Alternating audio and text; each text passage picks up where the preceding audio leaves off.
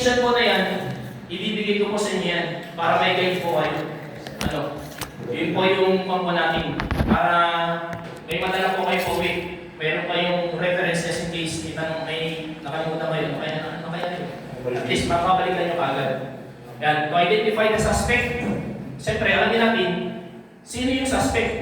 May nangyaring incident eh. Sino yung suspect kaagad? Isa po yan sa threefold aim. To locate the suspect. Nalaman na natin kung ano yung pangalan ng suspect.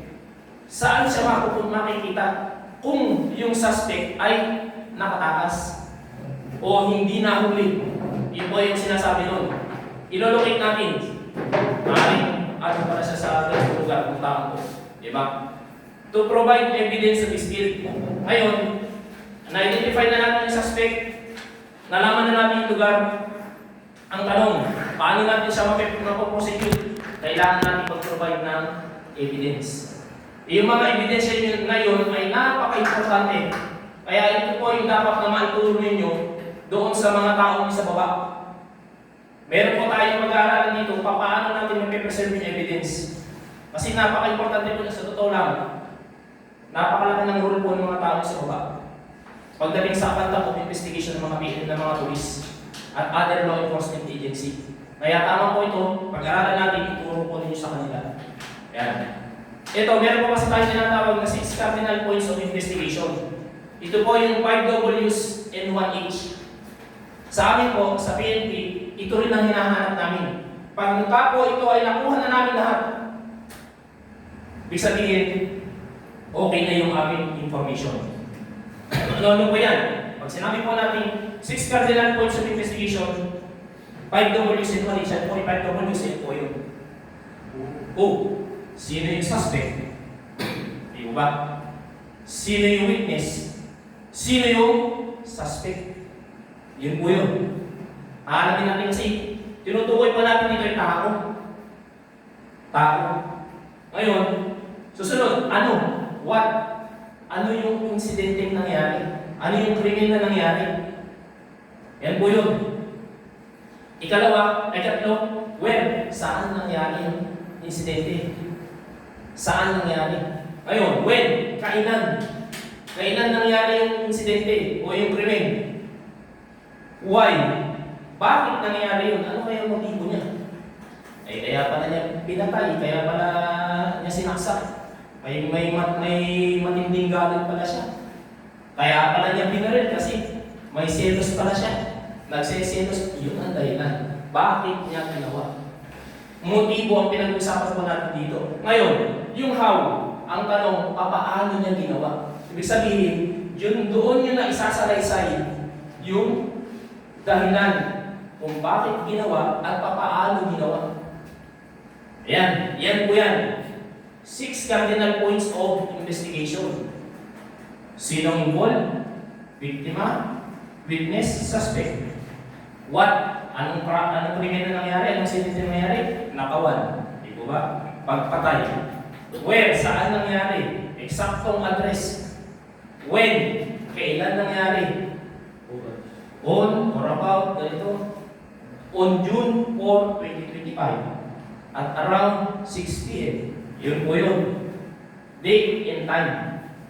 Why? When? Saan? When? Kailan ano? Why? Bakit nangyari? Anong motibo ng suspect?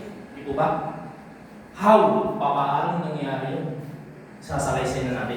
Isaysay po natin. Ito. Who? Pag sinabi po natin who, those questions include the complete and correct name. Complete and correct name of those who were involved in the incident. Sabi ko nga po sa inyo, lahat ng involved sa insidente, biktima, suspect, witness. Yan. Complete and correct name. Tandaan po ninyo complete and correct name. Pag sinabi po natin complete, anong pangalan? Hindi lang po basta pangalan. May tatlo tayong pangalan. Ano yung given name?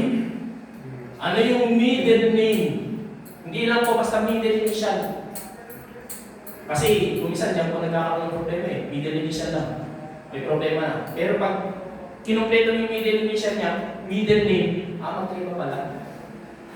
Magkaiba po kasi yung I. Pag sinabi natin I, marami yun. iniwan, Israel, di ba? Ganun po. Di ba? O kaya, kailangan importante, malaman natin yung kompleto. Ano yung surname? Apelido niya. Kaya po dapat malaman natin yun. Tapos, pag sinabi natin kompleto, complete and correct name. Dapat correct. Pag sinabi correct, pati spelling tama. Yun po yung critical doon. Kasi kung minsan, isang letra lang, nagkakatalo na.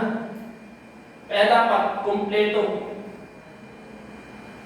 Kaya dapat, pati middle name, ibig sabihin, correct name. Ano po? Lalong-lalo na ng suspect. Ayan, ano? Correct name, okay na. Naintindihan natin yung middle. Initial, middle name, surname, given name, middle name, surname. Naalam na natin yun. Ang tanong, ilang taon? Kompleto eh. Alam mo natin ang kompleto ilang taon. Oh, di ba? 29, 39, 49. Ayan. Nalaman natin edad.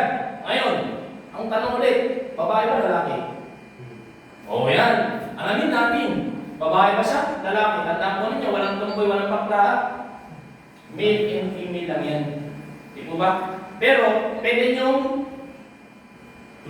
close parenthesis, member of LGBTQ. Pwede naman yun. Di po ba? Pwede yun. Pero, dalawa lang, male or female lang, babae o lalaki lang. Tandaan po natin yan.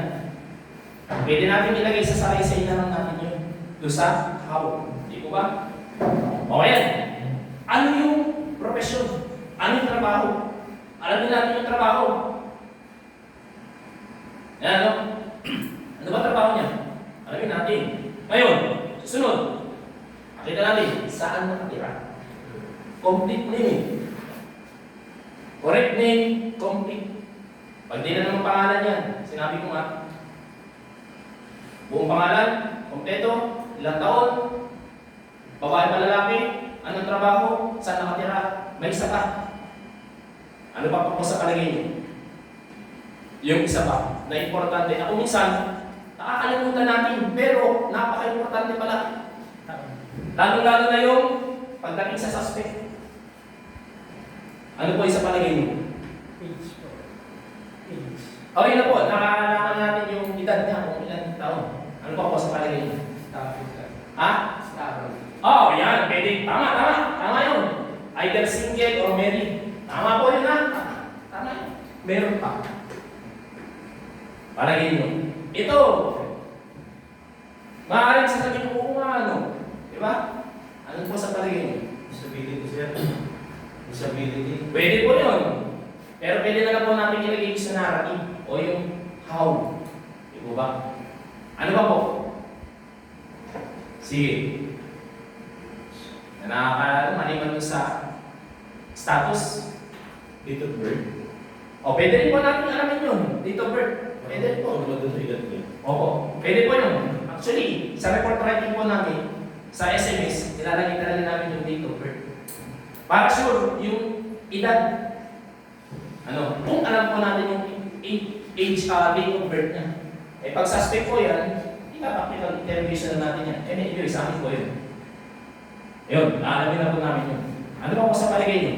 Isang pinaka-importante. Physical identity. Appearance. Ayan, isa po po yun. Kaya na po, ilalagay po namin doon sa tactical interrogation na yun eh. Yan, ano pa po? Work. Trabaho yun. Ayun po, nasabi na po natin ngayon, trabaho. Tama po yun. Ang palayaw. Yan po ang nyo. Bakit po kayo? Bakit po kayo? Meron po kasing tao sa komunidad, hindi alam kung anong tunay na pangalan niya. Noong mga kapitbahay na niya, mga kaibigan na niya yun, ha? Pero pag tinanong yung, sinabi mo yung palayaw, alam nila, hindi pala. Nangyari po sa akin yan eh. Naghahanap po ako ng tao. Ganito po. Eh, ano po ba kayong pala ganito? Kakilala ganito tao? Sinabi mo yung totoong pangalan. Eh, yun ang po eh. Siyempre, wala po kami kilalang ganun tao dito. Lipat na naman ako sa kabilang bahay. Eh, kilala po kami dito. Wala po kasi, sabi ko na. Sa tagal ko na siya dito, wala po akong kilalang ganun eh. Pangatlong bahay na naman, wala rin. Naisip-isip ko. Okay, pala yun ito. Naalala ko pala yan. Ay, yung ganito pang tao, ganito pang, sabi ganun. Yun lang pala siya. Sabi, ay, siya yung bahay ko. Sabi ganun. O, kita nyo? Dahil lang sa alias, nalaman natin kung ano yung, o kung nasaan siya. Kasi may mga tao mas kilala sa alias eh. Isa doon sa totoong pangalan niya. Kasi kung minsan yung tao, yung totoong pangalan niya, tinatago rin niya. Kasi ayaw niyo malaman na ganito pa rin pangalan niya, Procopio, Seriaco, di ba? Kung minsan eh, may mga ganun eh. Ewan ko, nahihiyas ka sa pangalan lang kung minsan ano. Eh, ito yung pangalan na binigyan natin ito eh, wala kang magagawa. Di ba? Ayan. Yan ano? Hindi lang po sa suspect yun, pati pa natin victim or complainant, tapos witnesses. Ano? Mas mahirap yun. Yan, nakita natin no? Sa pagkuha po ng information ng who, lalo na yung victim o yung complainant, ang isang bagay po na tatandaan nyo, huwag nyo kalimutan kunin ng kanyang cellphone number. Para anytime, pwede nyo sila makontak. Ay, paano na? Kung yung biktima pala ay taga ibang lugar. Diba? Hindi naman taga doon. Okay lang kung taga doon eh. Mapupunta mo na sa bahay. Ay, paano kung taga ibang lugar? Yun po yun. Para anytime may contact na kayo. Yan. The spelling should be correct. Sabi ko nga po sa inyo kanina. Yan, ano? Cellular phone number, telephone number. Kompletong residensya. Ano? Okay. Ito po yung mga guide questions po natin na pwede nyo itanong. Who was the victim? Who was the complainant? Who discovered the crime? Yan po. Yan po yung mga guide questions natin. Yan, ano po? Yan, ibibigay ko po sa inyo. Kayo mag-alala. What? Dako po tayo sa what? Ano? These questions are directed to the crime being committed. Ano ba yung na krimen nangyari? Sa inyong lugar, o sabihin ng security nyo, tinanong nyo, ano ba yung nangyari krimen? Ay sir, ninakaw po niya yung ganito eh. Ninakaw po niya yung battery mo sa insect natin eh. Di ba? Ninakaw po niya yung pumutol po siya ng wire. Di ba? Yun yung incident nangyari. Di ba? Sabi nga, dito, police reports have indicate the crime committed based on the revised penal code like murder, homicide, or rape. Ganun lang po siya kadali. Ano yung krimen nangyari? Yan ano? Yan. Theft, robbery. Yan ano? Para pag gumawa po kayo ng report, alam nyo kagad kung ano yung ilalagay yung pangyayari. Diba? Kasi ang pagkakalam mo po, gumagawa kayo ng report. Yan ano? Okay. It is the duty of investigator in case to determine what crime was committed. Kayo po, sa isa level po ninyo, pwede naman po kahit Tagalog eh, ang importante, may record nyo yan. O, nagnanakaw. Diba? Yan, kung ano pa pang ibang insidente na pwede natin sulat yan. Yan. Sa amin po kasi, magiging specific yan pagka investigahan na namin. Yan. Yan, yung detailed facts. Detailed facts po, tanda po natin. Sa pagsusulat po ng ano ang nangyari, kung ano lang po yung actual na nangyari. Meron nga pong principle sa report writing na opinions and hearsays have no rooms in report writing. Bawal kayong magsulat base lamang sa opinion ninyo at base lamang sa kung ano yung narinig ninyo at tawag ko doon hearsay. Sabi-sabi lang. Opinion, bawal yun. Magsusulat po tayo based on facts o kung ano yung totoong nangyari. No more, no less. Walang bawas, walang kulang. Walang dagdag. Di po ba? Yun po yung pagsusulat natin sa report. Yan. Kita po natin ano. Ano yung nangyari? Ito. What type of property was attacked? Building, residence, car, etc. Diba? Opo. May question po? Sige po, pag may question po kayo, magtanong lang po kayo, wala pong problema yan. Kung kaya po natin sagutin po natin. What type of property was stolen? Ito po yung mga guide questions po natin. Ano? Yan. Para may mga basis po kayo. Yan. What type of evidence was found or recovered? O yan. Ibawa, kayo mismo yung nag-responde. Mamaya, pag-aaralan natin yun. Para alam nyo kung ano yung gagawin nyo pagka may incident na nangyari. Kaya gagawin ko. Diba? May nakita kang may nakita kang nagro-robbing kang ganyan. Sa basement nyo, may nakita kang patay na tao. Ano yung gagawin ko? Diba? O di kaya naman, nagro-robing ka, nakita ko, ba't gulo-gulo na itong kuha namin? Itong aming divider o ano man yan, cabinet. Tapos marami nang nawawala, ano gagawin mo? Di ba? Tuturuan natin mamaya. O paano gagawin ninyo? Yung procedure. Kasi, importante po kasi yung role ninyo. Sige po. Sir, paano pag gumawa ka ng sa watch yan? Pagka kami na nag-imbestiga pag gumawa kami ng report, anong nilalagay namin? Halimbawa, pwede po kami maglagay ng, pwede po kami ng kami yung mismong magsabi ng tape or gagawin. Pwede po. Pwede. Pwede po yun. Kasi kung yun yung initial assessment ninyo eh. Kasi, ang mangyayari po kasi niyan, inilagay nyo, TEP. TEP, di po ba? Kasi yun yung initial assessment ninyo. Magpa-final naman po kayo ng report na ipapasa nyo sa higher quarters nyo kapag ka dumating na yung investigation report ng PNP. Pwede nyo lang panin yun, baguhin. Kung nagkamali man kayo sa assessment nyo, pwede po yun. Wala problema. Kasi ang importante po dyan, ma-report nyo agad sa higher headquarters nyo or sa supervisor nyo. Kung sino man yung mas nakakatasan, immediate supervisor. Importante po yun. Kasi, alam niyo po kung bakit importante, ma-report nyo agad. Para hindi rin kayo magdudahan. Isa po yun. Kasi kung minsan, kalating araw na. Di pa rin nyo nare-report, isang araw na, walang oras na. 12 oras na. 24 hours na, hindi pa yun nyo nare-report. Malaki na walang pera. Ano sa palagay yung isipin naman yung mga supervisor?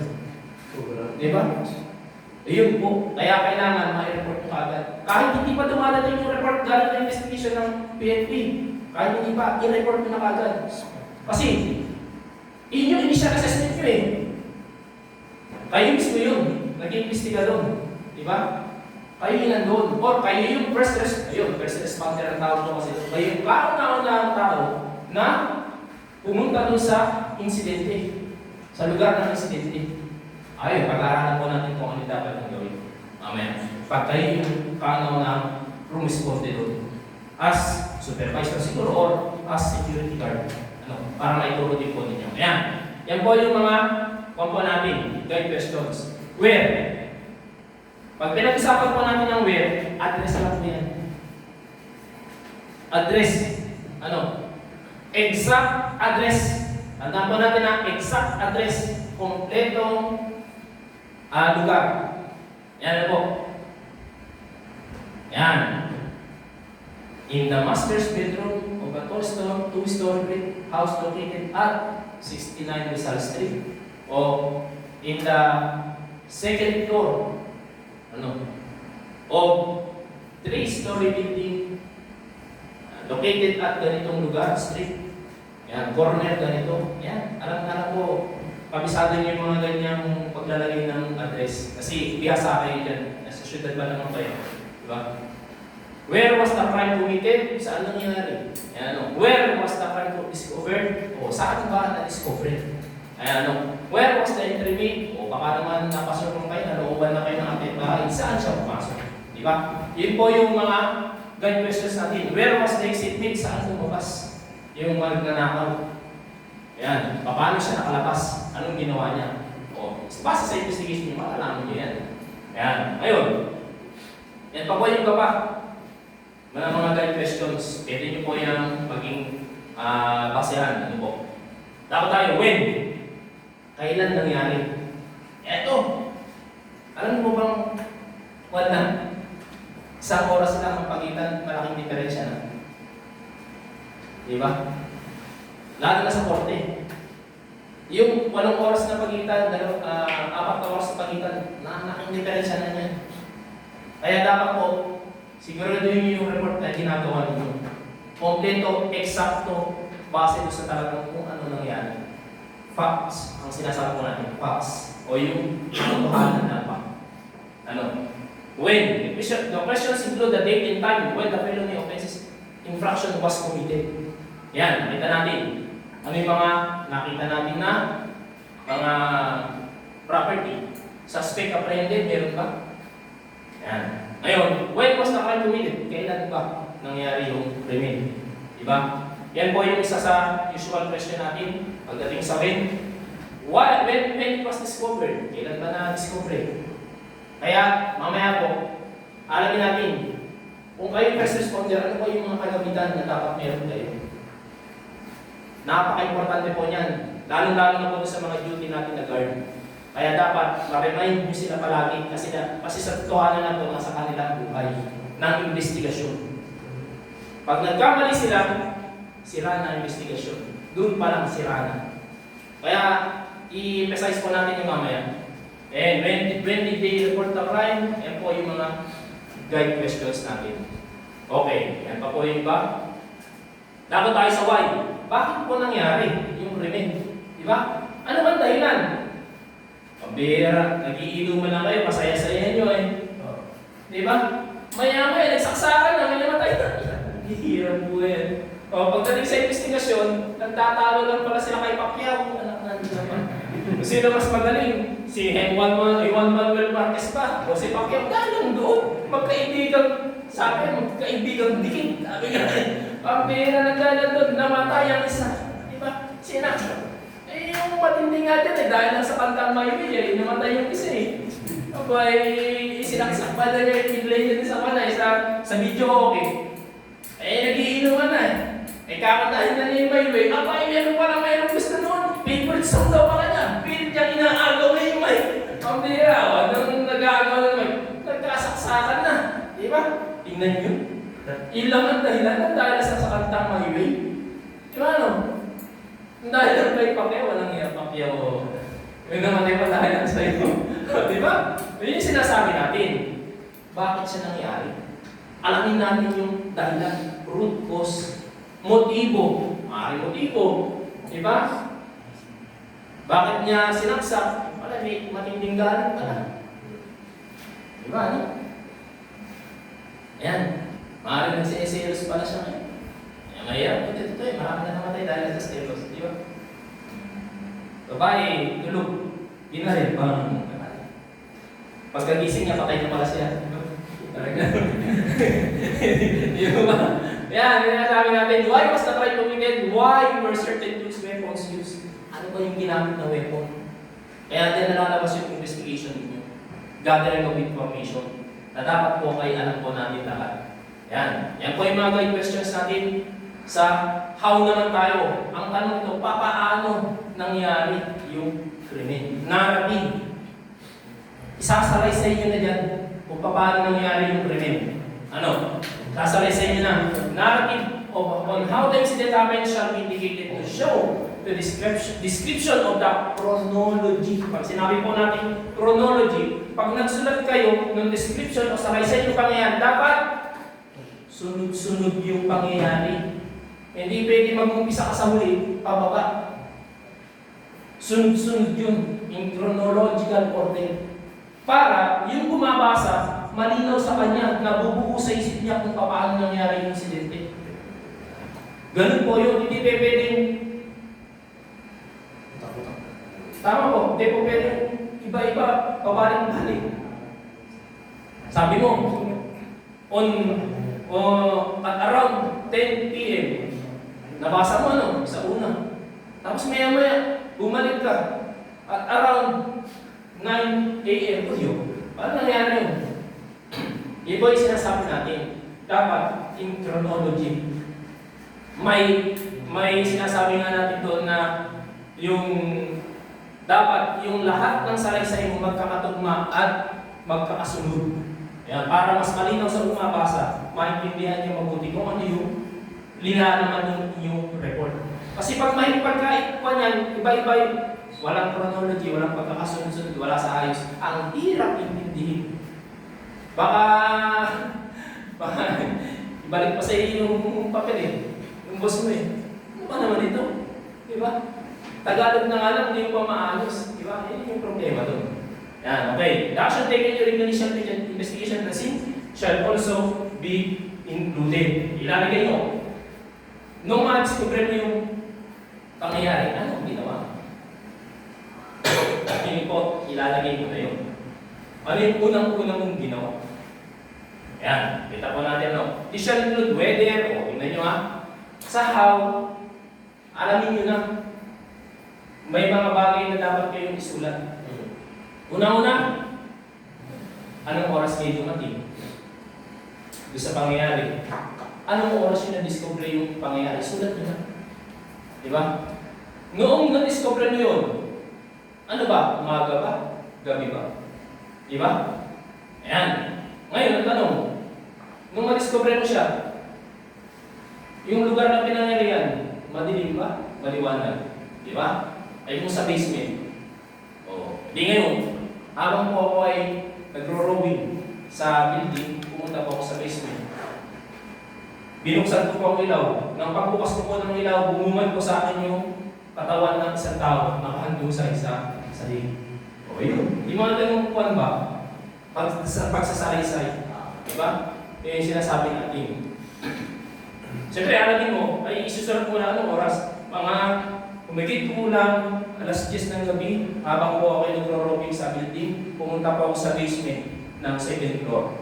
Pagdating ko sa basement ng 2nd floor, dahil po matilim ang basement, binuksan ko po ang ilaw. Pagbukas ko po ng ilaw, nakita ko po yung katawan ng isang tao, isang babae, na hindi ko kilala nakahandong sa dito. Yun. Ganun lang po siya. Ano? Kaya dapat po, yung pagsasalaysay nyo, malinaw. Yan, nakita natin, ano? Yan. May mga narinig ba kayong mga tunog bago mangyari yung insidente? Di ba? O, habang ganito eh. Habang po ako ay nagro-rowing sa aming building, sa 3rd floor, may narinig po akong babae, boses ng babae. Diba? Nagmamakaawa. Ang sabi po niya, wag daw po siyang patayin. Tapos nung habang nagmamakaawa po habang ako po ay nagro-rowing, numarinig ko po yung sinasabi ng babae, tumigil po ako sa bit para pakinggan kung ano yung sinasabi ng babae. At unti-unti po akong lumalakad doon sa lugar na kung saan nagmumula yung tinig na yun o yung boses na yun. At tapos, bago pa po ako makapunta doon sa lugar na kung saan nagagaling yung tunog o yung boses ng babae, may narinig po akong putok ng baril. Diba? O isang putok, sabi natin, hindi mo naman alam kung baril nga ba talaga o ano eh. O isang putok muna. O, pagkatapos ko marinig ng isang putok, hindi ko na po narinig ang boses ng babae. O yun, mga ganun ba? Yun yung sinasabi natin dapat. Critical tayo sa mga ganun. Yan, no? Description of the circumstances prevailing for during after incident, yan, etc., etc. There is no limit to what to include in the how portion of the narrative. Kaya lang, walang limit po ha. Kaya lang, pagdating po kasi sa pag-report, sabi nga, yung acronym na KISS, di ba? K-I-S-S. Keep it short and simple. Di ba? Kaya dapat, di ba i-click, basta lahat ng nilalaman na importante o importante detalye, andun na. Hindi naman natin kinakailangan mahaba eh. Pagka mga immediate report lang, hindi natin kinakailangan mahaba. Pero pag tiningan na kayo ng investigation report ninyo, ayun na. Doon nyo na ilagay na. Kasi detailed na yun. Detailed report.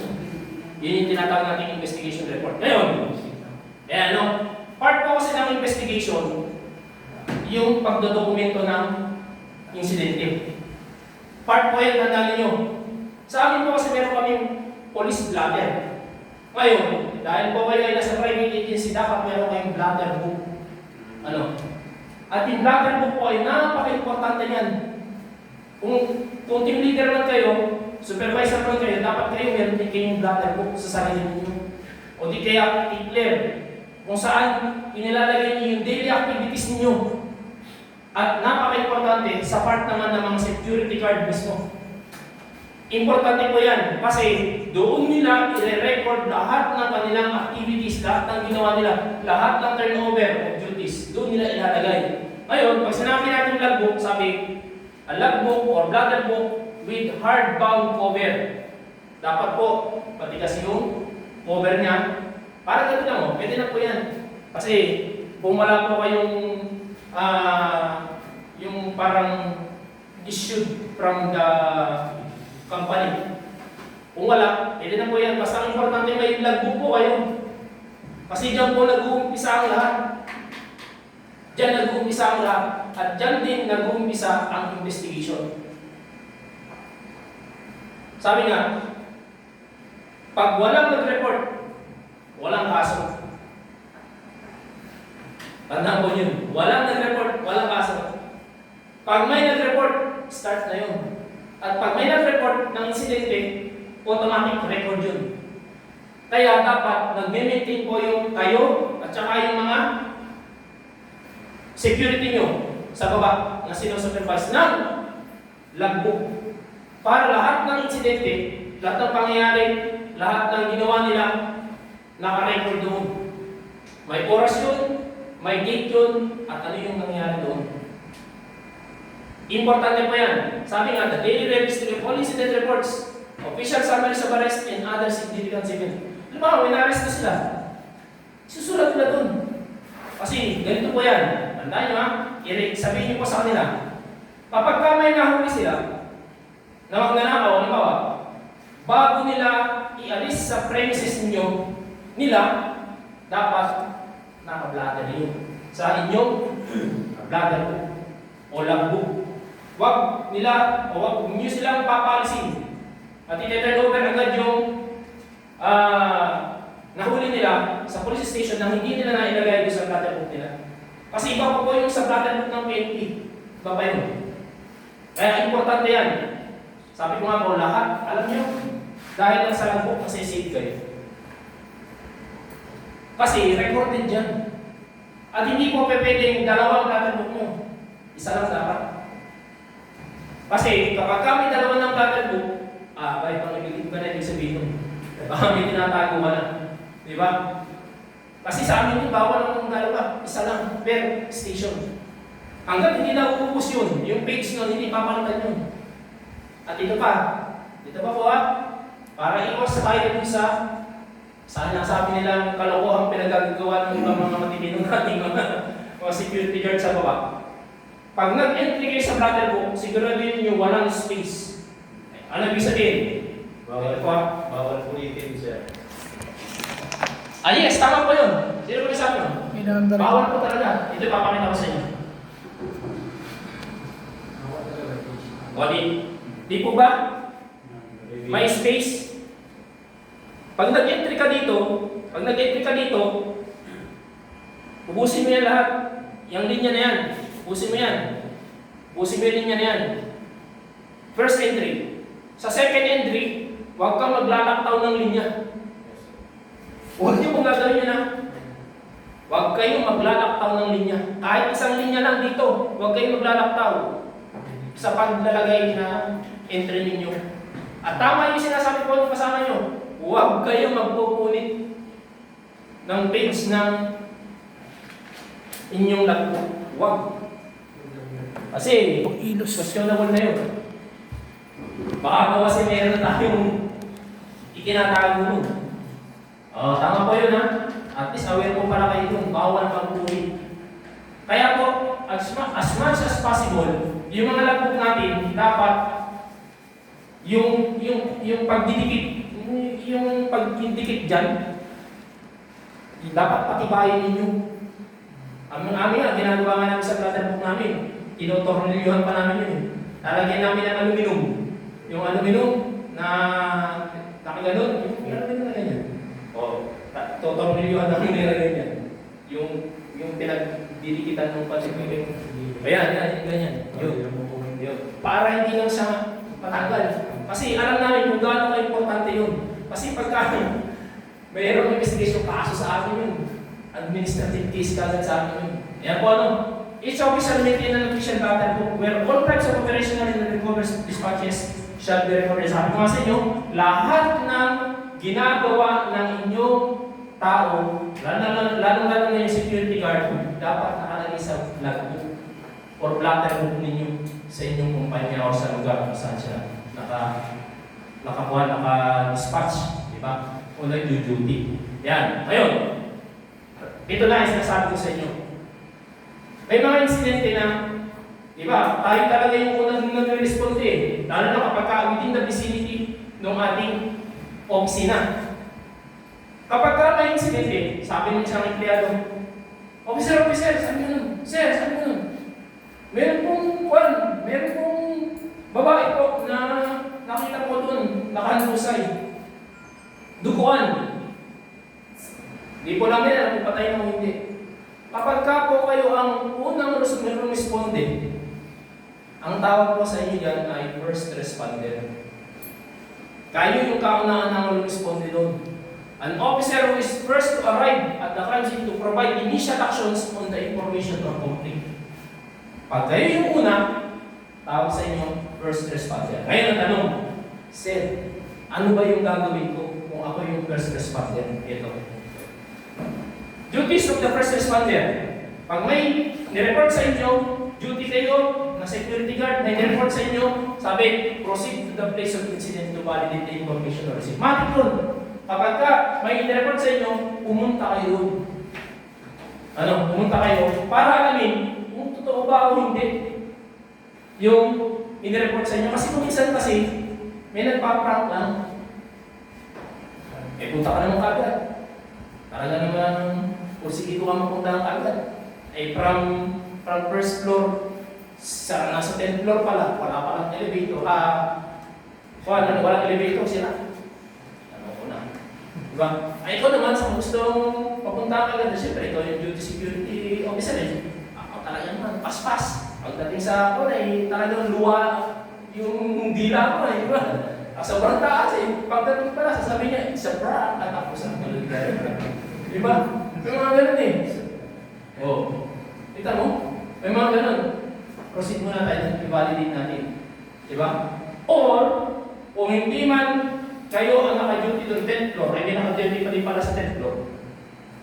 May duty of security guard, tawag na agad. Pero, may in-report sa akin dito nga ito. Yan doon sa inyong lugar, sa area mo. Baka pwedeng i-verify muna. Yan, di ba? O sila na ngayon na magiging first responder. Ay, negative. Negative. Pag sinabi positive, positive, ngayon, anong gagawin mo? Yan. Record the exact time of arrival. Pagdating mo doon, sa place of incident, base sa record, pagdating mo, i-record mo anong oras ka dumating. Di ba? I-record mo yun anong oras ka dumating. Kaya sabi nga, record the exact time of arrival and all pertinent data regarding the incident. Ano yung mga pertinent data na yun? Sabi ko nga sa inyo kanina, ano yung status ng lugar? Madilim ba? Maliwanag ba? Di ba? Ano yung hangin? Malakas na hangin? Ngayon na hangin? Anong kondisyon ng ating panahon? Maulan ba? Maaraw? Importante yun eh. Kung isa, direction ng hangin. Di ba direction ng hangin? Siyempre, pagkatapos direction ng hangin, pakailaman natin. Di ba? Di ba ano? Maaaring tatanong tayo, direction ng hangin. Lalo-lalo na, kapag ang sinabing report sa atin, shooting incident. Di ba? Shooting incident. Paano nangyari yun? Sir, naman pakailaman natin yung direksyon ng kami. Binaril na, di punta natin sa hospital kung buhay pa, di ba? Ano po bang importansya nun? Shooting incident, may binaril. Security guard din. May binaril sa parking lot, ako po, try na. Di ba? May binaril. Pagpunta mo doon, ano yung direksyon ng hangin? Sulat mo. Ano ba ang dahilan? Baka susulat yun? Shooting eh. May nakakaisip ko ba ng posibleng dahilan?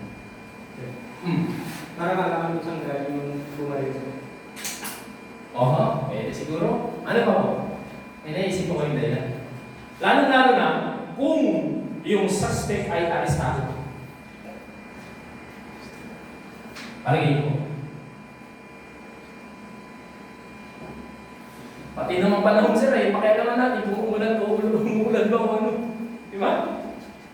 Palagay niyo po. Kasi sabi ko nga, pagka madaling yung first responder, maganda ang ating investigation. Pagka hindi alam ng first responder yung gagawin niya, problema ang natin. Kasi sa inyo po nakasalalay, kung sakasakali kayo yung first responder, sa inyo nakasalalay yung investigation natin. O bakit po kailangan malaman yung direction namin, shooting incident. Diba? Kasi, pag shooting incident po, arestado yung suspect, automatic, mag-a-undergo siya ng Ano po? mag-a-undergo ng Ay, sorry. ano po ang gagawin sa suspect? Gunpowder, sir. Ha? Gunpowder. Gunpowder. Gunpowder. Ballistic or... Ha? Ano po tawag doon? Ano po kasi? Test. Malapit na eh. Ano po tawag doon? Yes. Mag-a-undergo siya ng parking test. Eh kaso, nag-undergo siya ng parking test, negative. Anak ko ng Ano na po ang hangin? O ngayon, nalaman na po na may idea na po kayo ngayon. Ano po yung sige nga po? Yung hangin, malaking epekto. Biglang pumutok siya. Tapos, Papunta doon yung... Di ba? Di ba? Papunta doon. Tinutulak yung... gunpowder nitrate na itatawag ko. Yan ang sinasabi natin. At least may idea siya ngayon. O nakakita nyo na. Eh kasi, yung hangin pala, papaganon. Opposite doon. Ay yung ayon sa ligtas natin, binaril niya yung tao, ay ganito ang posisyon niya. Ay ang lakas ng hangin. Saan pupunta yung usok? Saan pupunta yung... Hindi pa pagano'n ng direksyon nun. Kaya, positive, may possibility, pag negative talaga siya. Diba? O, yun po yung importansya nun. Ay siya, pati naman ulan, pakialaman natin. Diba? Bakit kailangan pong i-record natin yung kung maulan ba, umaaraw? Diba? May kaugnayan po ba sa investigasyon natin? Oh. Meron po ba ang kaugnayan niyo? Investigation. Eh, lakas ng ulan, dagasa.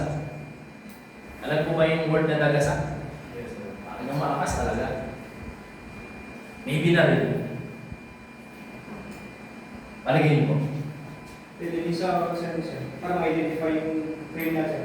Halimbawa, basa siya sir, tapos nakita mo na basa siya, tapos doon sa area lang na may crime, doon na umulan. Posible ko yun, no? Posible yun. Pwede yun, pwede nga naman kasi umisa nga ako dito sa Aurora, lagpas ka lang ng kapilang bayan, maulan na pero dito, wala. Okay, ganun. Ano po sa palagay niyo? Possible kasi sir kung uulan, yung mga dinaanan niya sir, matitrace or mas malalaman natin sir kung saan siya pumunta. Pwede rin ano? Pwede rin. Pwede rin. Pwede rin ano? Pwede nga naman. Ano ba po sa palagay niyo? Parang hindi rin kakapag yung powder na ano. Aha. Ano ba po? Ano ba po? Kasi malaki po ang epekto ng ulan. Kasi dahil sa ulan, masisira yung ebidensya mo. Shooting incident. Kita rin. Di ba? Eh matagal nakarating yung malayo.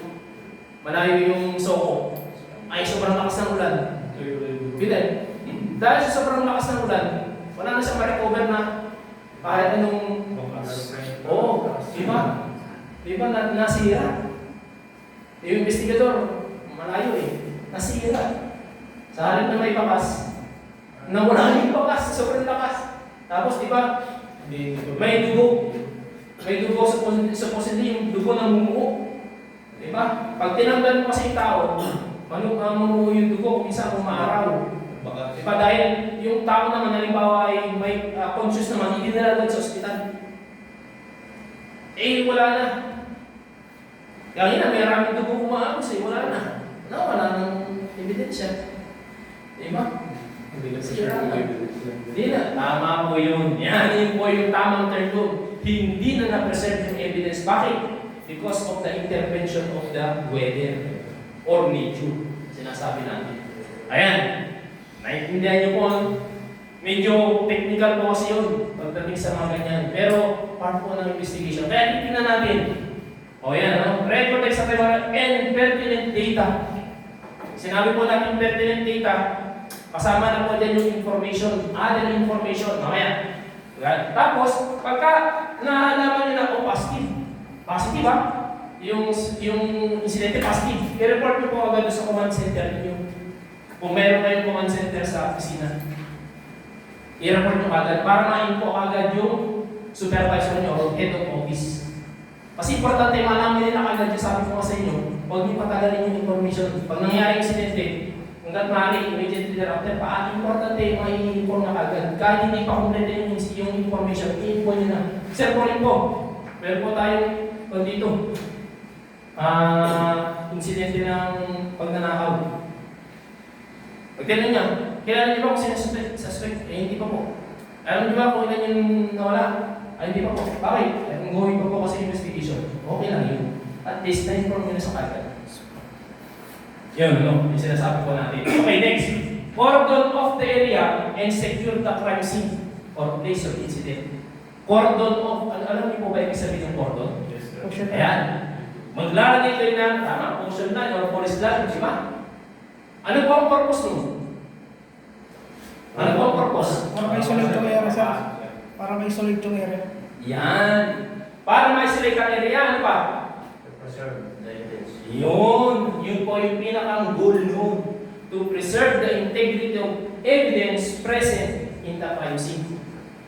Para hindi na makapasok at nang hindi yung mga tao na hindi naman naputurisado para hindi rin masira yung mga ebidensya na nandoon. Kasi once na na-contaminate, ang tawag kasi na-contaminate yung evidence, once na na-contaminate yung ebidensya, kontaminado na, hindi ka na makakakuha ng reliable na resulta. Hindi na. Masisira na. Pati yung proseso ng pag-iimbestiga masisira na.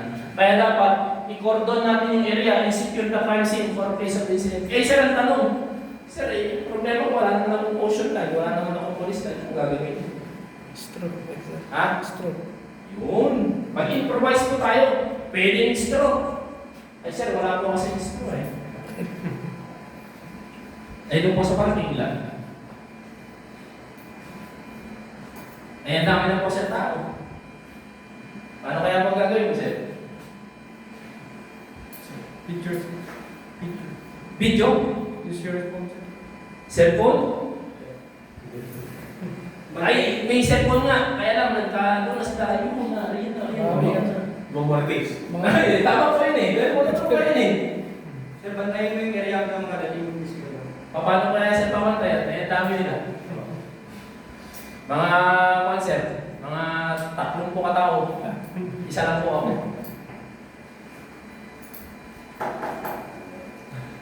Di ba? O, ayan. Eh, mag-isa lang kayo. Usually, gano'n naman eh. Di ba? Mag-isa lang yung security guard natin. Minsan, gano'n.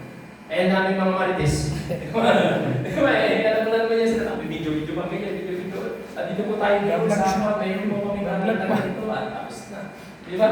Kaya, hindi naman natin silang pigilan, di ba? Eh, paano kaya natin makasisecure yung crime scene? Sabi nga, cordon, eh, tayo ocean line, police line. Stroke, kung ano pa susunod. Kung wala talaga. Okay. Upuan, sir. Gagamit.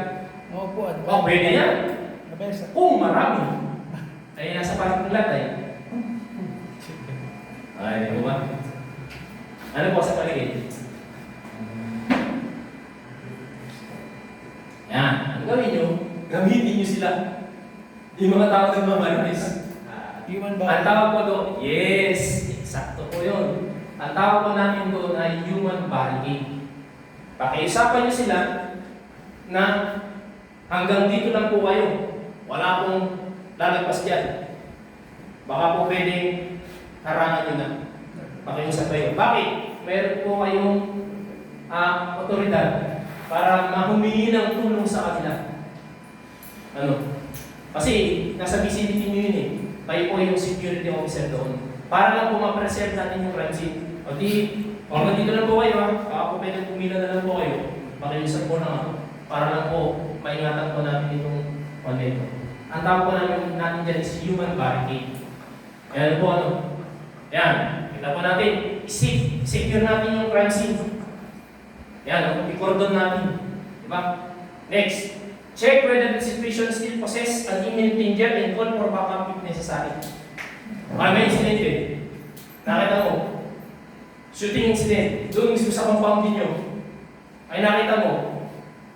May yung bumaril, naka-armalay. Saan naka-armalay? O di ba? Naka-armalay. Ay, ikaw naman ay pag-30. Pag pinutok pa ganun. Hindi pa pumutok. Di ba? Ano gagawin mo? Nakita mo yung kuwan, di ba? Ano bang gagawin natin dyan? Ha? Ayun na po, call for backup necessary. Siyempre, ikaw, security guard, alam mo makabayanin ka dun. Di ba? Nakita mo, 2 tao, naka-armalay.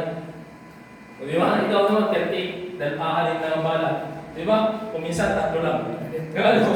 Eh, walang issue ay. Di ba?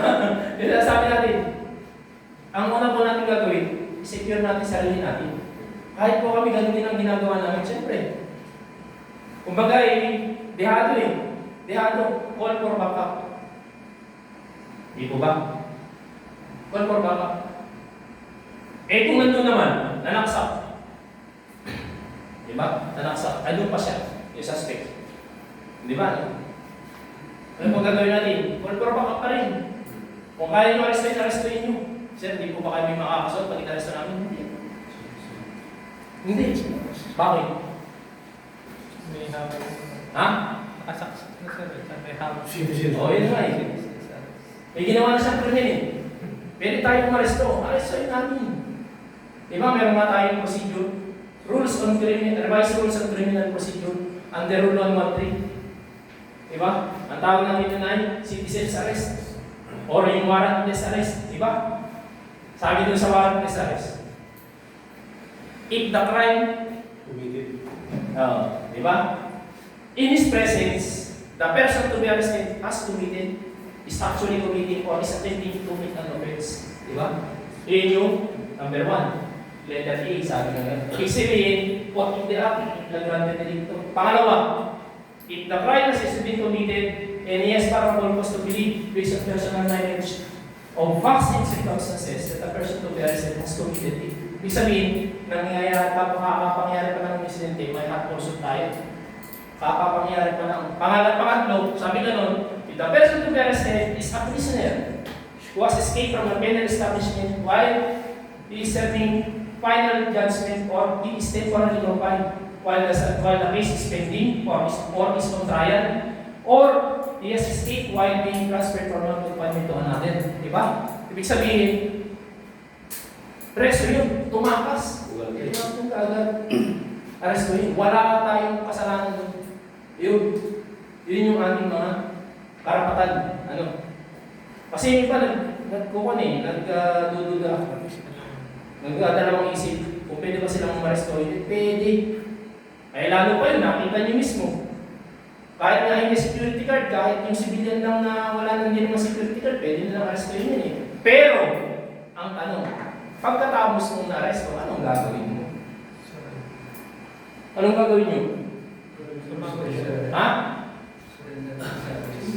Ha? Yung i-surrender nyo kagad sa nearest police station. Kung ano yung, sa malibad, nandito kayo sa Baler. Ang nakakasama ko dito ay Baler Municipal Police Station. Dito nangyari. I-surrender nyo kagad sa Baler Police Station without delay. Pero siyempre, kung sa premises nyo, security guard kayo, blandan nyo muna. Posasan nyo, kaya nga dapat may posas kayo eh. Huwag kayong mga takot na mag-posas kasi wala namang kayo nilalabag na batas doon. Diba? Posasan nyo. Pagkatapos ng blocker, idala nyo kami sa police station. O, wala na kayong problema ngayon. Kasi, pag pinatagal ninyo, na-arrest na ninyo, pinatagal pa ninyo 4 na oras, 5 oras, 6 na oras, hanggang sa tumagal na, hindi pa nyo na turn over, magkakaproblema na kayo.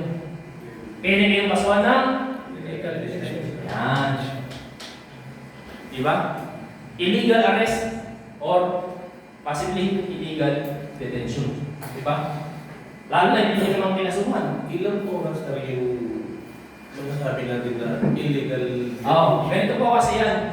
Sa illegal arrest po kasi, ang importante dyan ay, sabi po kasi, ang instruction ay deliver it to the nearest police station without delay. Siguro, yung pagka-arresto natin, Ano, yung pagka-arrest na natin, huwag nyo nang pabutin ng isang oras. On the spot.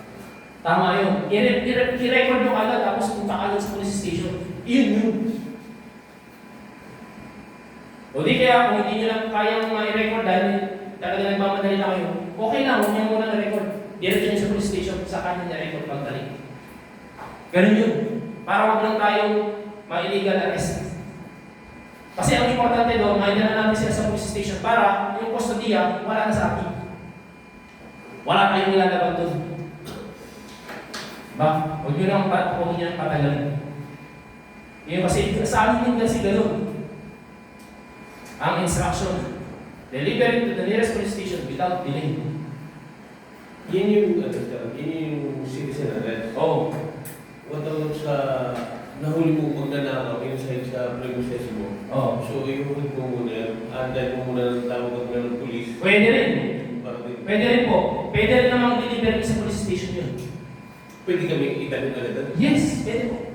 Pwede po yan. Kasi, actually, sa karasan ko po, ang dami ng ganyan. Sa Walter Mart, sa Bulacan po kasi, meron diyang tinatawag na industrial park. Kung sino pong may-ari ng Bulacan sa inyo? Saan po kayo sa Bulacan usually? Sa garden, sir. Larin. O, alam na alam ni Santa Maria, di ba? Yes, sir. O, alam na alam po niya, may industrial park po, di ba? Ano po yung ginagawa sa industrial park na yun? Pinahupahan ng mga... O, anong kumpanya po? Anong kumpanya? Alam na alam yung kumpanya niyo. Yung ano yung produkto ko nila doon? Na ginagawa? Santa Maria, sir. O, yung sa industrial park na yun. Hindi ko rin siya. Oo. Doon po kasi, sa industrial park na yun, ginagawa yung battery ng motorbike. Andun. Alam niyo po, ang usual na problema? Mga empleyado na nagnanako ng baka, tingga, yung bronze. Alam niyo kung paano nila ginagawa? Ito yung usually na ginagawa nila. Baka nito na rin. Susundan sila ng maluluwag na damit. Hindi kaya maluluwag na pantalon. Tapos, dito na tinatali. Dito. Yung mga tingga. Yan. Siyempre maluwag naman. Hindi pansin. Akala nila siguro, hindi sila kakapkapan paglabas. O yun. Pag-isan, 5 kilo. Ganun talaga. Yan. Ganun po ang usual na problema. Yung mga security guard na mismo na nagdadala. Yun. Sila na nagdadala mismo. Pagka doon nangyari, usually ang nangyari doon, binabalik pinupunta sa police station. Di ba? Pure gold. May nahuli silang sa tikter.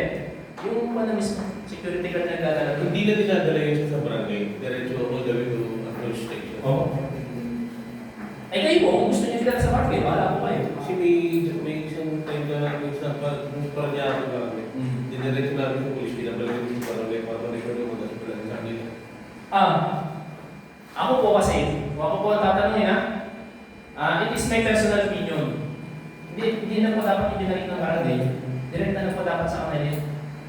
Kasi ako, actually po, investigator po kasi ako sa Bulacan.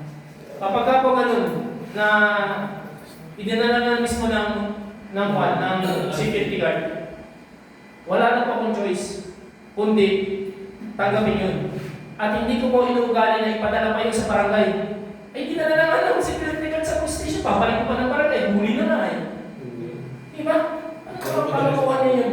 Nagkaroon pa tuloy yung mahapong panahon. Ayun na ako ang doon. Tama nga naman, nakalagay kasi doon. Dalhin agad without any Without delay. delay. Kasi, the reason, ito po kaya nga dinala ng security guard sa police station kasi gusto nila kasuhan or bahala sila kung papasuhan nila o hindi. Kasi yung ginagawa ko po ganito. Pag dinala nila sa akin, at ako ang duty investigator, tatanungin ko sila, ano po ang plano nito? Kakasuhan niyo po ba? O pagbibigyan niyo? Yun ang tanong ko sa kanila. Pag sinabi, sir, kakasuhan mo namin ko sige. Tatanungin ko po ulit nila. 3 beses. Sigurado ba kayo? Yes, sir. Di na po magbabago isip nyo. Yes, sir. Sigurado ba kayo? Yes sir, sabi niya, o sige, kung sigurado po kayo, ito po yung gagawin natin. Pinapaliwanag ko sa kanila. Para aware po kayo. Kung ano yung posibleng consequence ng pagpapay ng kaso. Pinapaliwanag ko sa kanila para aware sila. O ngayon, last question. Pagkatapos ko po maipaliwanag sa inyo yung posibleng nangyari, itutuloy pa po kayo yung kaso. Yes sir, o sige po. Wala na. Decision na sila eh. Kasi hindi na po kami pwede mag-desisyon para sa inyo. Kayo ang mag-desisyon. Kasi kayo yung nakahuli. At kayo yung complainant. Di ba? Yun po ang kanya. Yun po ang protocol yan. Hindi kami pwede. Ewan ko lang ha. Pero ako po kasi, hindi ako nag-desisyon para sa security guard. Ikaw ang mag-desisyon. Kung ano yung desisyon mo, susundin ko lang. Ganun po ako. Kasi ikaw yung nanghuli niya, hindi ka lang dito eh. O, di ba? Ang gagawin, ang una po kasi nasa isip yan, bakit kaya niya dinala dito? Dahil kakasuhan niya.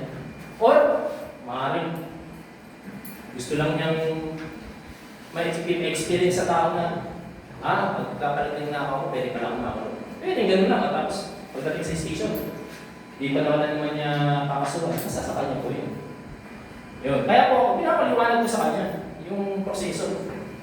Kasi tinatanong ko, matagal ka naman po na nagdadala ng pandito, suspect. Ay, yes sir. Pag hindi naman, pag halimbawa, yes sir, first time ko sir, pinapaliwanag ko sa kanya. Pagka matagal na pala siya, 3 beses, 4 na beses, 5 beses na, alam mo na yung ginagawa mo. Oo, sir, sabi mo na. O ano? Saan pa naman natin ang kaso? Yes sir. Hindi ko natatanungin pa ng matagal nun. O sige, wala lang tayo statement. Gawa ko report po eh. Pagka may oras pa, sige ha, mamadali ko na yun. Yung papel nun. Kasi inquest ko yun eh. O, alam na niyo yun. Pag minamadali na yun, i-inquest ko. Para umabot lang yung oras natin. Kasi pag, ito, may dalawa kasing paraan ng pagpapay ng case, pagre-refer ng case. Regular filing, or direct filing na sinasabi natin, at inquest. Alam niyo po yung diferensya ng dalawa? Alam niyo po? Hindi pa? Ikaw ko sa inyo para alam niyo. Yung ano? Ayan. Umpisa natin. Doon muna tayo sa regular filing or direct filing. Bakit po nagiging regular filing or direct filing? Ang dahilan po niyan dahil hindi natin arestado yung suspect. Alam lang natin kung sino yung suspect, pero hindi natin na-aresto. May nangyaring insidente, nakatakas yung suspect. Nakilala natin yung suspect. Hindi natin na-aresto, pero nasampahan natin ang kaso. Regular filing or direct filing lang yun. Yun, wala pong limit yun na oras. Pwede pong umabot yun ng araw bago i-file. Pwede rin umabot ng buwan, tama po. Pwede rin umabot ng taon. Depende po sa kaso. Kasi may kaso po tayo na kahit nangyari 19 years ago, pwede mo pang i-file ang kaso. Lalo-lalo na yung mga heinous crime, rape, murder. Yan. Meron po naman kaso na kahit 10 taon na nakaraan, pwede pa rin i-file yung case. Yan po ano? Yan. Yan po yung sinasabi natin. Hindi natin arestado yung tao. Nakatakas sa madaling salita. Pero nakilala natin, sinampahan natin ang kaso. Pwede. Regular filing ang tawag natin kung not direct filing. Ayun naman sa inquest. Ito para aware po tayo.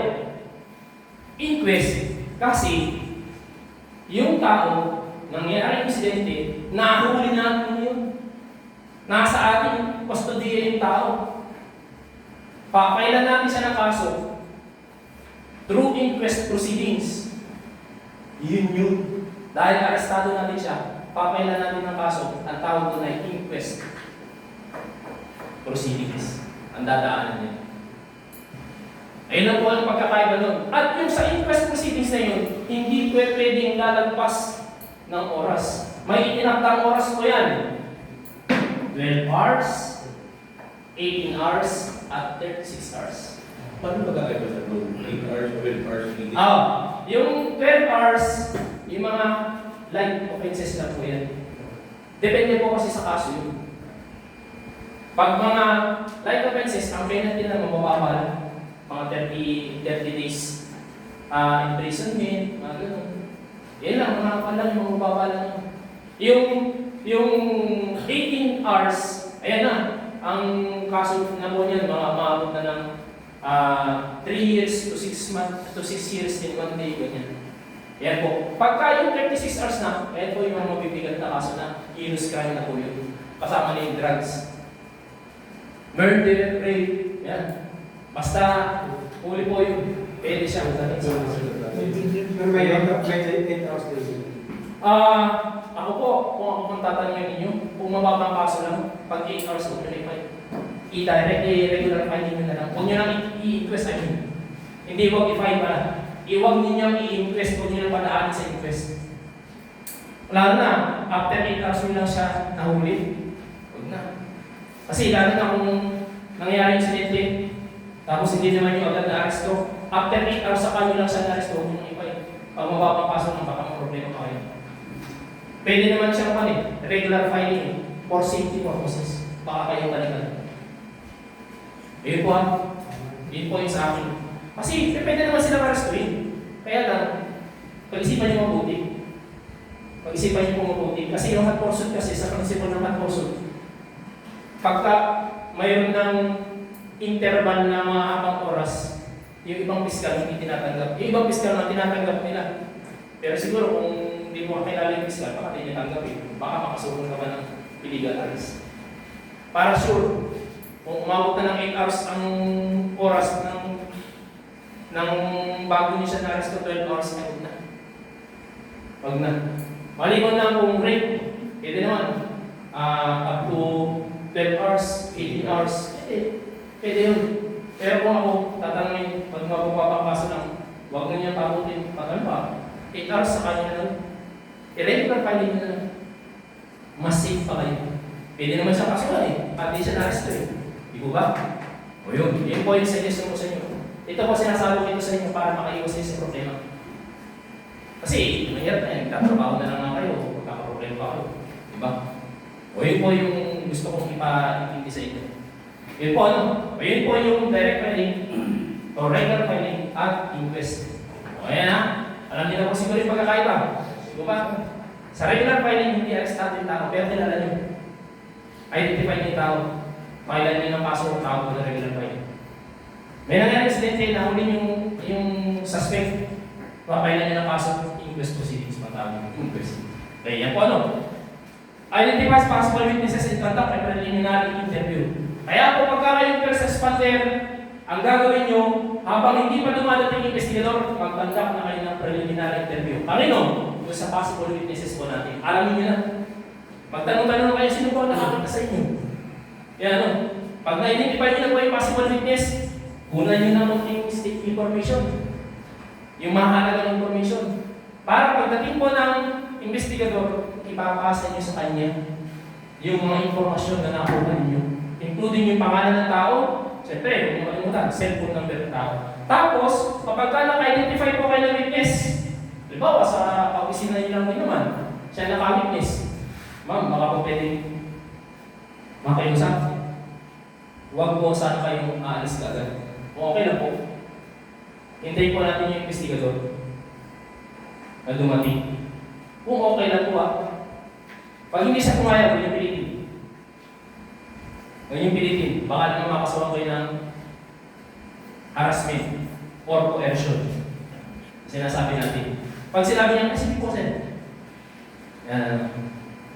Hihintayin po natin yung investigador. Salamat po. Kasi tatanungin siya ng investigador. Tatanungin din kayo. Ayun, ganun po yun. Identify possible witnesses and conduct preliminary interview. Okay? Next natin. Arrest the suspect if around. Kung nandun pa yung suspect, arrestin nyo kung kaya nyo. Kung kaya nyo Kasi sabi ko nga po sa inyo, unahin mo na yung isipin ang safety ninyo. Safety po natin ang paramount dyan, ang pinaka-importante. Although, security guard kayo, may baril kayo, hindi naman ibig sabihin may baril kayo ay matapang na kayo, hindi na kita ng bala. Hindi ganun. Pag-aralan po na sa Yes! Yun po yun. Pag-aralan muna natin ang sitwasyon, kung kaya natin arrestuin, dalawa naman tayo, isa lang yung suspect. Sa palagay, dalawa kaya nyo hindi nyo kaya, huwag. Kung kinakailangan tumawag kayo ng mas marami pang security guard at maraming police, tumawag na kayo. Huwag nyo ipagsapalaran yung inyong kaligtasan. Ngayon, may inalis ko kayo. Ay malaking tao. Nagpanggulo kayo, hindi nyo talaga kaya. Ano gagawin nyo? Ang dami nang nagmamarket sa inyo. Bayadan mo, sir. Ano gagawin nyo ngayon? Hampasin. Ha? Ha? Malaki sir eh. Ay, malaki ayo. Talaga ako kay parang wrestler pa eh. Kalaki ng katawan. Hampasin sa tuhod. Pagdaba niya eh. Yung inyong pala, yung inyong Black belt ba? yung inyong RSK na 6'5", tapos ka na 5'6". Di ba? Di ba? Nasabi natin. Ay, ikaw pa pala. Di ba? Nag-better pa. Hindi ka boksingero. Di ba? Nagagawin nyo ewan sa tayo. Wala naman siyang panay. Wala naman siyang weapon. Gusto niyo talaga maalis na talaga. Gusto niyo pasikat pa sa boss. Di ba? Ano gagawin nyo? Talaga naman sa palagay nyo, kayo ay ma-overpowered nung inaalas kayo gagawin nyo. Hindi na backup sa citizen. Hindi na backup doon sa mga parties. Hindi na Sa mga tagal eh. Yes! Tama! Yun ang gagawin mo. Mamamingi ka ng tulong sa kanila. Kasi, sa batas, may karapatan tayo na humingi ng tulong sa mga bystander. Tama yun. Parang hindi ko kasi ready wala. Pero tama yun. Yun talagang totoong sagot doon. Humingi tayo ng backup dun sa mga civilian din. Dahil pwede tayong humingi ng backup sa kanila. Pero pwede nga pa sir. Ha? Pwede nga pa rin. Kung kinakailangan. Kinakailangan. Kasi yun ba sabi, protector ba siya? Yes. Patungod siya. Kung kinakailangan, tama naman po. Pambira natin yung boksingero, black belt pa. Suburin ka. O, di ba? Ang pamula naman ay batuta. Alin ang pagkakataon mo? O, di ba? Waka! Sabi natin na. O, yun. Di ba ba? Yun yung pa natin gagawin natin. Ay, protektahan natin, syempre. Ma-overpower tayo. Okay. Prepare to take the dying declaration of severely injured person. Ano po ba yung dying declaration? Yan, di ba? Dying declaration, may nakita kayo. Binaril. Ay kayo yung kauna-una ng responde. Napansin nyo ba, humihinga pa. Conscious pa siya. Napansin nyo, parang although conscious. Tinanong nyo, ate, narinig ba ako sumagot? Oo, narinig kita. Pero sa assessment nyo, parang mamamatay siya. Ano po ba yung dying declaration? Kilala niyo po ba kung yung gumawa kayo? Yan yung isang unang tanong. Tama po yan. Ikaw, parang ako, pati gulo mo. Mali po ba? Ano po ba yung dying declaration? May nabanggit na si Sir, Ay, hindi na. Di ba? Kilala niya kung sino gumawa ng krimen sa kanya. Yes. Pag sinabi mo natin dying declaration, ito po yan, is a statement by a person who is conscious and knows that death is imminent concerning what he or she believes to be the cause of circumstances of death that can be introduced into evidence during a trial in certain cases. Di mo ba? Nakita nyo, conscious pa naman, pero sa tingin ninyo, maaaring mamatay yung tao. Kumuha na kayo ngayon ng statement niya. Tanungin nyo na siya. At yun yung sinasabi ni Kuya kanina na isang tanong. Diba? Sino ang gumawa nito sa'yo? Habang conscious pa siya, ay nasabi niya. Yan. Ito po ang pangalan. Tapos, sa palagay po ba ninyo, sa inyo pong tinanong sugat na ito, may maaari po ba kayo mamatay? Pag sinabi niya oo, sugat mo lang. Tapos, ayan, tanungin niyo na siya ng tanungin hanggat kaya pa niya. Diba? Ganun po yun. Siyempre, kung nagtatanong ninyo, ano pong pangalan ninyo? Sumunod, sino po ang gumawa nito sa inyo? Ikatlo, sa palagay po ba ninyo? Sa tinanong niyo yung sugat, maaari po ba niyo itong ikamatay? Yun, pangatlong tanong. Kung kaya pa nung masundan ng iba pang tanong na importante sa Panginoon, tanong niyo na siya. Kasi, yung dying declaration na yan, tinatanggap yan sa korte bilang ebidensya. Yun po yan. Oo, di ba? Kasi paano sir? Tapos pagka halimbawa, nakuha niyo na yung dying declaration, papirmahan niyo sa kanya, kasi paano sir kung nakatay? Di ba? O, pero bigyan din yung statement. Ano gagawin sir? Yun!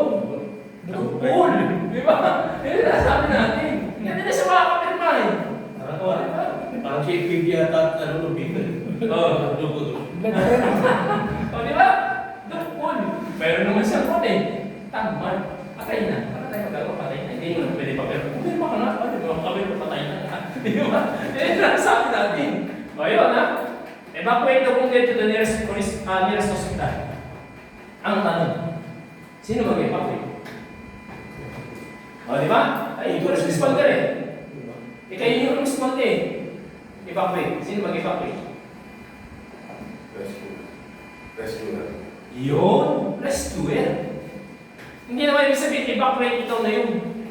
Ang mag-evacuate. Bakit? Bakit? Pwedeng makasuhan sir kapag namatay. Yes! Tama. Kasi, baka sakit na yung injured na tinamon nung tao ay medyo okay pa. Pwede pa siya mabuhay. Ay, nung in-evacuate na papunta ng hospital ay nasa daan parang namatay na. Di ba? Kasuhan ka pa. Tama yun. Tama yun, sir. Tama yun. Kaya nga, dapat tawag ka na ng rescue. Di ba? Sila naman evacuate, hindi na ikaw. Para iwas kaso. Kasi, pakatanungin ka meron ka bang kaalaman sa first aid? Di ba? Ay, wala. Namatay. Kaya pala namatay. Yun ako tapos, diniretso mo sa ospital. Di ba? Di ka na lang tumawag ng rescue. Kahit naman po sa akin, ganun din. Kami din ganun din. Kaya kung isa namin misinterpret na. Sir, may mga polis na ganun din. Pinanuhod nga lang po nila. Kami ganun. Bago pa. Hanggang sa mamatay. Ay, paano ang gagawin namin? Hindi naman kami pwede mag-ano. Dahil hindi naman kami. Hindi naman kami yung authorized na tao para mag-evacuate na. O hindi kami train. Oo, hindi naman kami train. Di ba? At saka, iniiwasan ko talaga namin na kami yung magdala. Pero kung talagang kinakailangan, no choice din kami. Ay paano? Hihintay mo yung rescue. 10 oras bago dumating, ikaw na doon, may mobile ka naman. Yung nasa sir. Ha? May nangyaring ganyan sir na experience ko. Oo. Bali, BLS kasi, BLS ako. BLS, oo. Trained ako ng BLS. Basic life support, no? Bali, dalawa kaming responder ng pulis. Pero yung mag-iina, tatay, nanay, anak, 3 years old, 4 years old yata yun. Parts of Tarlac yung nangyari. Then, nakabanggaan din yung bus. Then, masasabi ko din din spot yung father, yung driver. Yung anak, nagpipiglas, tapos yung nanay, napaupo. Maawa ako sino natutulungan mo. Ngayon natanong ko siya, bakit pinapanood? May conscious naman yun, no? So, tinanong ko yung barangay kung meron silang rescue na train. Wala daw. So, sabi ko, may aning na ako sa para tumigil sa magtitilig. Dahil baka lumabas, tumagal, maging trauma. Nagkatotoo yun, sir. Namatay din yung nanay. Bumigay yung ano niya. Nag-breakdown siya. Namatay din. Namatay sila mag-iina lahat. Magiging paglibing lang yun sa kamag-anak, pero sumunod sila. Ang nangyari doon, parang nagsisisiyan, kasi yung pulis yan, pinanood niya rin. Mostly siguro yung mula sa bayan hanggang doon sa pinangyarihan, 30 to 40 minutes darating yung responder, yung rescue. Ganon katagal yun. So sa akin, bilang train kasi ng BLS din, o ng ano namin, agency, hindi kami sa Usar, urban parang na-guilt ako na wala akong nalo doon. Kasi binawalan akong gawin yung alam ko. So gusto ko lang sana na ano yung bigyan ng hininga yung bata. Pero siyempre, kumukontra yung iba, baka daw may mangyari sa'yo. Pero conscious kasi yun. Mayroon silang iba, ikaw na train ng BLS, para maging pag-usap pa sa paligid. Ako sabi mo, pwede ba akong makialam kasi train naman ako. Kaso, yung time na yun, na parang nahati yung ano kasi may police. So ako, umiwalay yung ano. Pero sa experience ko sa pagiging Robinson, mostly sir ako tumatawag sa, ako nakakita kasi ng ano accident, first responder na ako sir. Merong sumilong sa ilalim ng lamesa, marami ng sasakyan na duman, wala nakakita yon. Nakita ko yung foreman yun, construction worker.